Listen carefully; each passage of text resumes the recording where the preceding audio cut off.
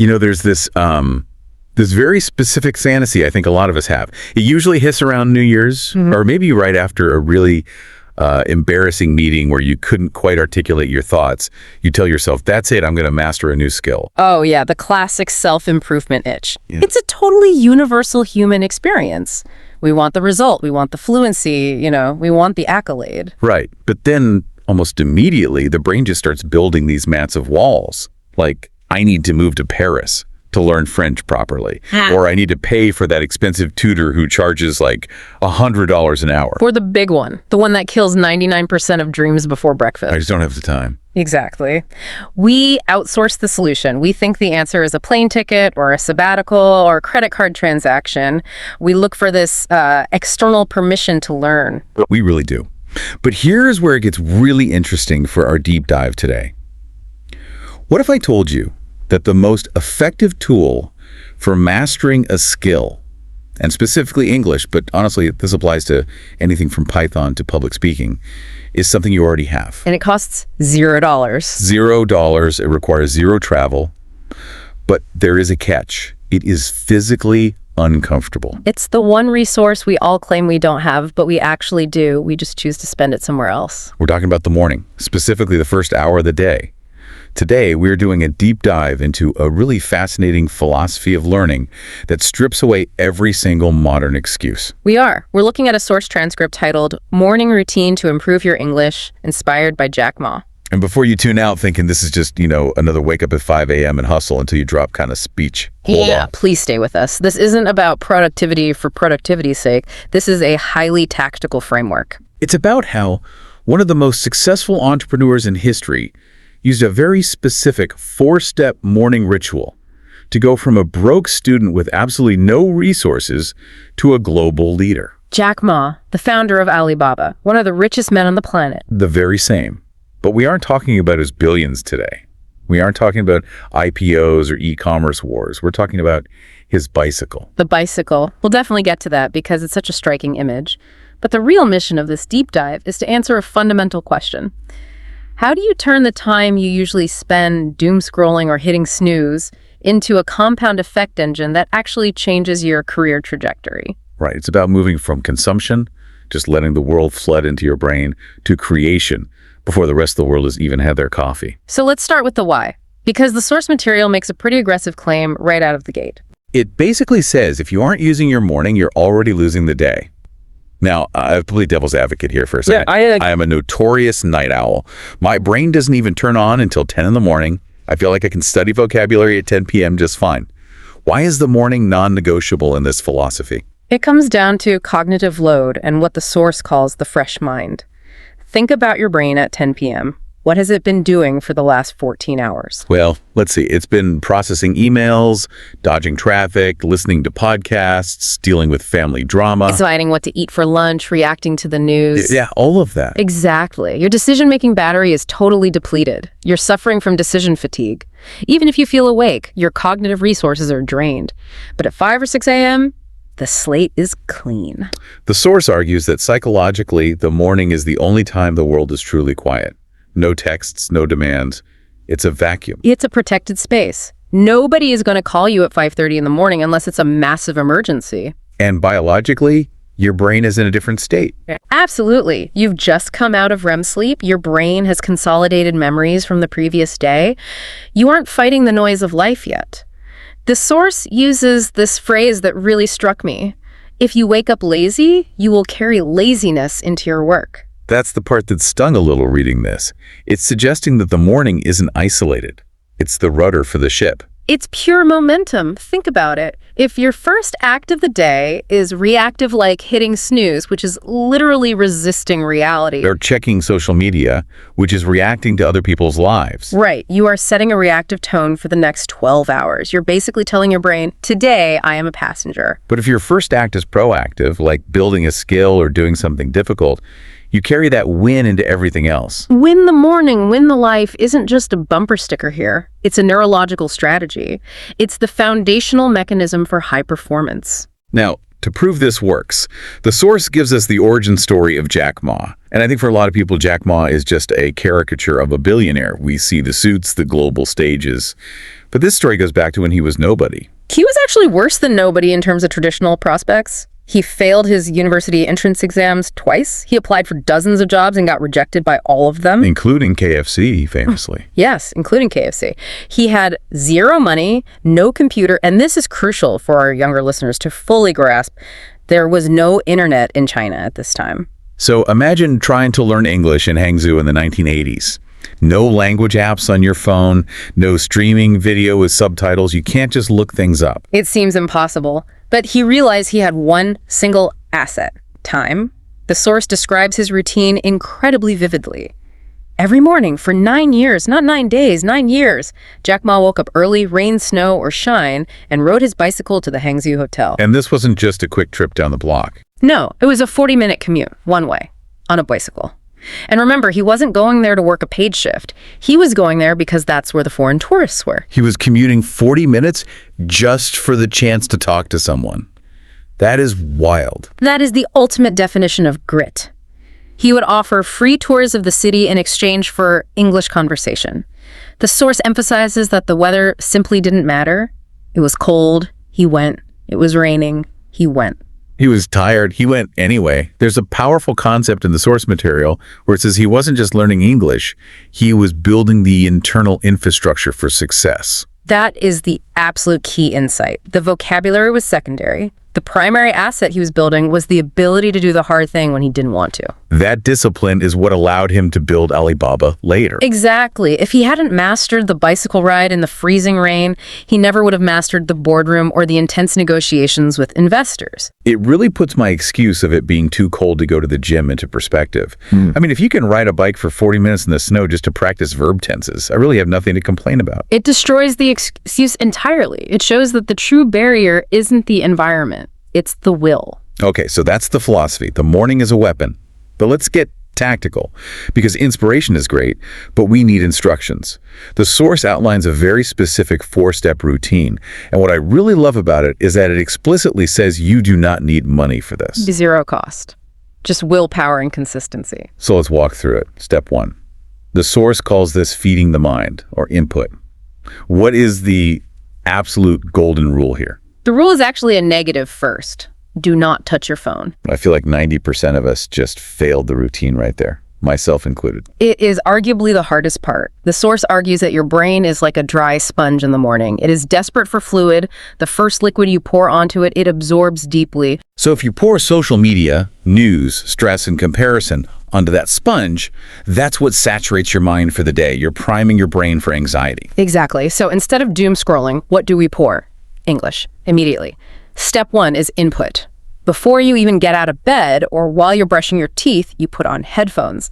A podcast, a motivational speech, an audio book. Does it matter if you understand it all?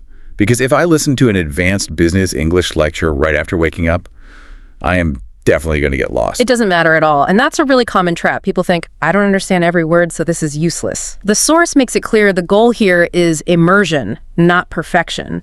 You are tuning your brain's frequency to English. You're priming the engine. You're surrounding yourself with the rhythm and the melody of the language. It's exactly like warming up a car in the winter. You're getting the fluids moving before you try to drive at highway speeds. You're signaling to your brain that today we are operating in this language.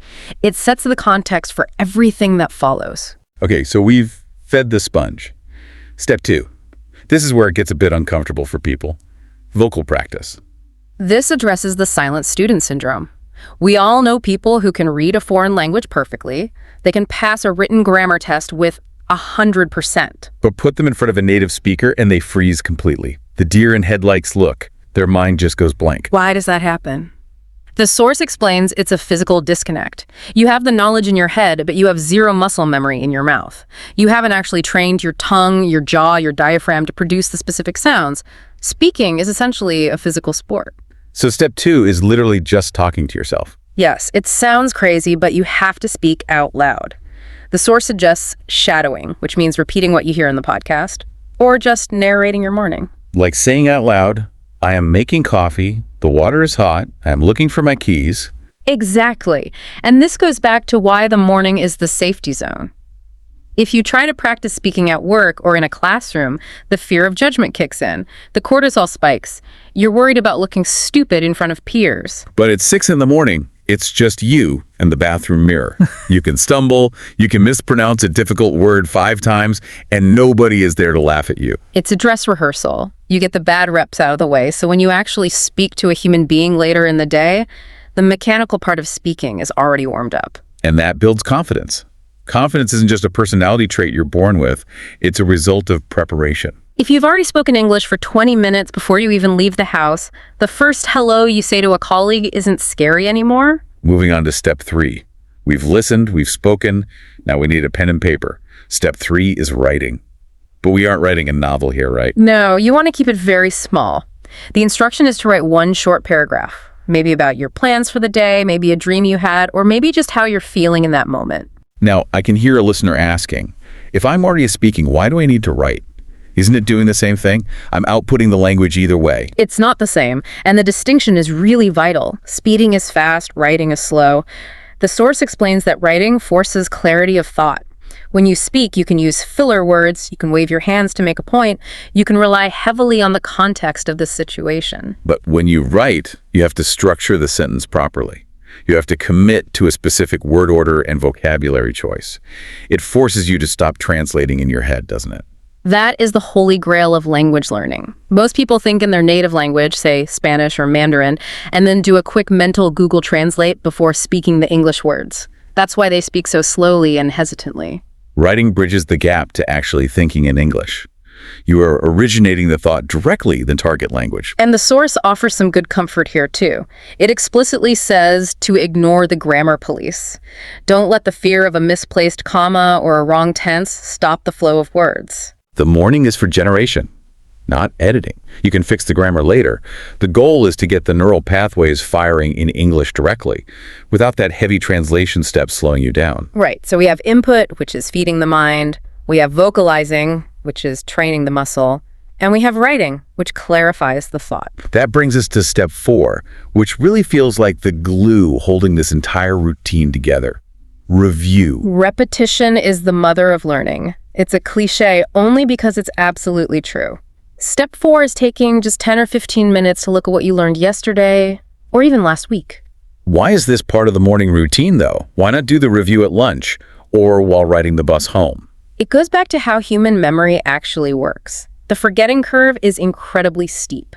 If you learn a new word on Tuesday, you've likely lost 70% of it by Wednesday if you don't reinforce it. Doing it in the morning, right after your sleep cycle has consolidated your memories, locks it in.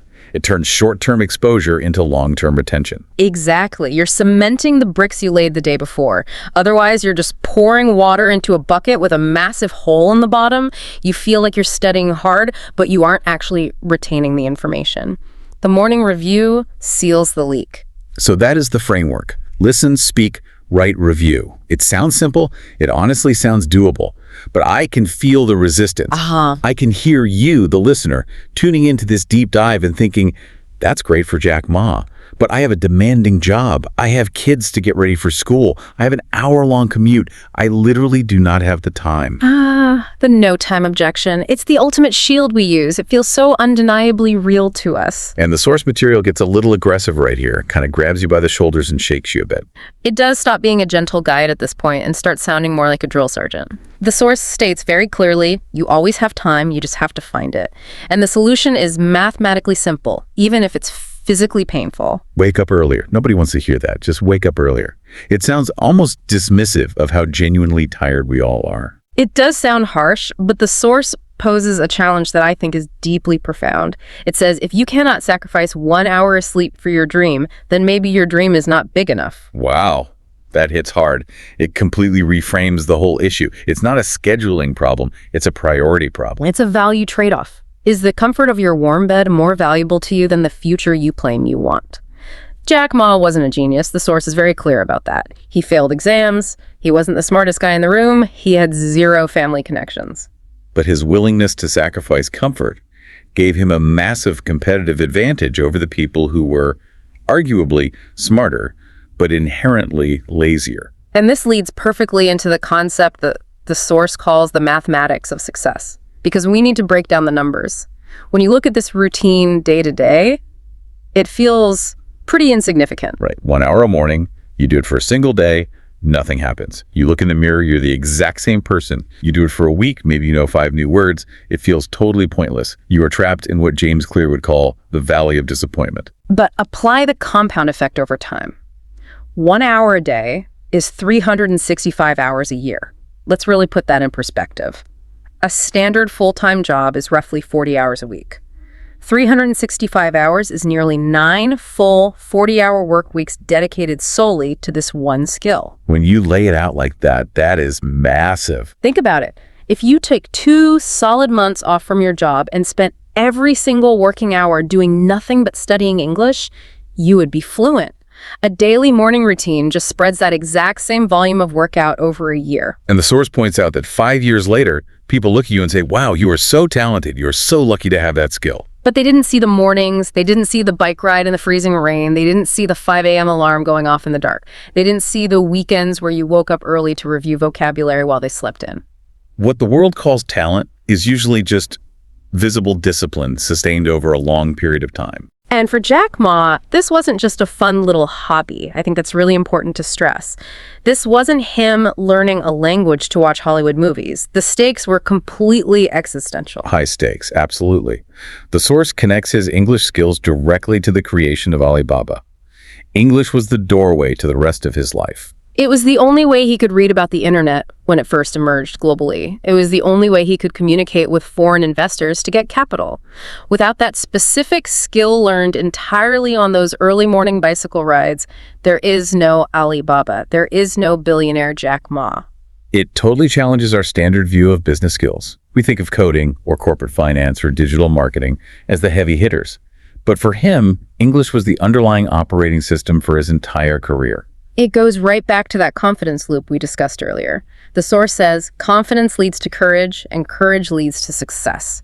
The confidence he built by speaking to random tourists in broken English gave him the sheer courage to stand on a stage years later and pitch a global tech company. It's definitive proof that you don't need to see the whole staircase to take the first step. You just need to get the first step right. And that first step happens the exact second the alarm goes off. So what does this all mean for us? For you, listening to this deep dive right now, we've covered the underlying philosophy of the fresh mind, the specific 4-step tactical routine, and the hard truth about time management and excuses. If we synthesize all of this material, the main takeaway is that extraordinary success isn't about geography. It doesn't matter if you're in New York City or a small village in China. It's not about luck. And it's not even really about raw IQ, it's about the very specific choices you make in the first hour of the day. A morning routine is essentially a reflection of your true priorities. Exactly. Every single morning is a vote. If you choose to scroll on your phone, you're voting for distraction. You're voting to serve other people's agendas. But if you choose to learn, you're voting for your future self. You are building a foundation that, as the source eloquently puts it, cannot be taken away from you. The economy can crash, you can lose your current job, but the skills and the discipline you built in the quiet of the morning are yours forever. So here is the practical challenge for you. Tomorrow morning, the alarm is going to go off. It's going to be dark outside. It might be cold in your room. Your bed is going to feel absolutely amazing. And your phone is going to be sitting right there on the nightstand, begging you to just quickly check the news or your messages. That is the moment of truth. Try the routine. Just commit to it for 1 week. Yeah. Wake up 30 minutes early. Put the headphones on immediately. Speak out loud to the mirror. Write that one short paragraph. Even if it's completely imperfect. The compound effect doesn't require perfection. It only requires consistency. I want to leave you with a final thought to mull over, something that really struck me as we prepared for this deep dive. We spend so much of our lives looking for external solutions. We want the ultimate life hack. We want the secret shortcut. We want to buy the expensive course, hoping it will magically force us to learn. We constantly think the answer is out there. But the reality the source proves is that the answer is entirely internal. Right. What if the only resource you actually need to change your life, which is time, is already yours? It's just sitting there at 6 in the morning waiting for you to claim it. And what if the only real barrier standing between you and truly extraordinary results isn't money or natural talent or where you happen to be born? What if the only barrier is simply the comfort of your warm bed? It's a highly provocative thought. The question is, are you willing to wake up? Thanks for joining us on this deep dive. Now go set that alarm clock. Goodbye, everyone.